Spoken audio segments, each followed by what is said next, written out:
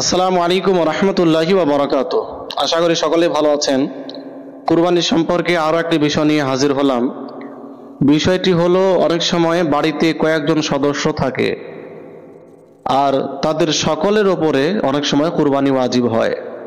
যেমন বাড়িতে হয়তো ৩-৪ ভাই আছে আর সকলেই আলাদা আলাদাভাবে ইনকাম করছে আর সকলেই নিজের ইনকামের কিছু কিছু টাকা নিজের কাছে জমিয়ে রাখছে এবং এত টাকা জমা হয়ে গেছে যতটা টাকা জমা হলে মালিকে নেশাব হয়ে যায়। যেমন আমি বারবার বলছি যে নিজ নিজ এলাকায় 653 গ্রাম 184 মিলিগ্রাম চাঁদি অর্থাৎ 52.5 তোলা চাঁদির যে মূল্য সেটা জেনে নেবেন। যত টাকা দাম হবে 52.5 তোলা চাঁদির, তত টাকা যদি কারো কাছে থাকে কুরবানির দিন সমূহের মধ্যে, তাহলে কুরবানি ওয়াজিব হয়ে যাবে। আমি কালিয়াচকে জিজ্ঞেস করেছি, প্রায় 50,500 টাকা আমাকে বলেছে। যাই হোক, তো অনেক সময় আমরা দেখি যে 3-4 ভাই আছে, যদিও বা একসঙ্গে তারা থাকছে, বাড়িতে আলাদা আলাদা হয়নি, একসঙ্গে থাকছে, একসঙ্গে খাচ্ছে। তো 3-4 ভাই সবাই যদি আলাদা আলাদাভাবে মালিকে নেশাব হয়, সকলের কাছে এত টাকা করে থাকে, তাহলে সবার ওপরে কিন্তু কুরবানি ওয়াজিব হয়ে যাবে।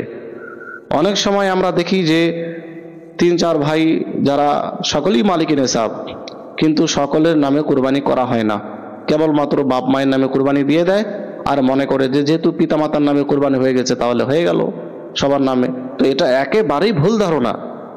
মালিকে নেশাবের ওপরে কুরবানি ওয়াজিব আছে শরীয়তের মধ্যে। সুতরাং যতজন ব্যক্তি বাড়ির মালিক নেশাব হবে, সাবালক যারা, পুরুষ হোক বা মহিলা, তাদের সকলের উপরে কুরবানি ওয়াজিব হয়ে যাবে। আর অনেক সময় এ কথা বলতে শোনা যায় যে যদিও বা সবাই মালিক নেশাব, কিন্তু সবার নামে কুরবানি করলে এত মাংস খাবে কে? তো আশ্চর্য বিষয়, আপনি কুরবানি করবেন আল্লাহকে সন্তুষ্ট করার জন্য নাকি মাংস খাওয়ার জন্য?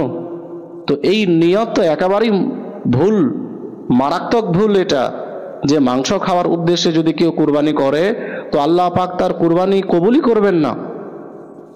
আমাদের উদ্দেশ্য হতে হবে যে আল্লাহ পাককে সন্তুষ্ট করব বলে এই কুরবানি আমি করছি, আল্লাহ পাক আমার ওপরে কুরবানি করাকে ওয়াজিব করে দিয়েছেন বলে আমি কুরবানি করছি। এজন্য না যে আমি মাংস খাবো, মাংস তো সারা বছরই খান। এই জন্য কোনো মতেই এই ধরনের কথা বলবেন না, না হলে কুরবানি আল্লাহ পাক কবুল করবেন না। তো বোঝা গেল যে বাড়িতে জয়জন লোক মালিক নেশাব থাকবে, তাদের সকলের ওপরে কুরবানি ওয়াজিব হয়ে যাবে, যদিও বা তারা সকলেই বাড়িতে একসঙ্গেই থাকে, আলাদা আলাদা না হয়, একসঙ্গে খাওয়া দাওয়া করে। এই জন্য এই মাসআলাটি সকলেই মনে রাখবেন এবং এরপরে আমল করার চেষ্টা করবেন। আসসালামু আলাইকুম ওয়া রাহমাতুল্লাহ।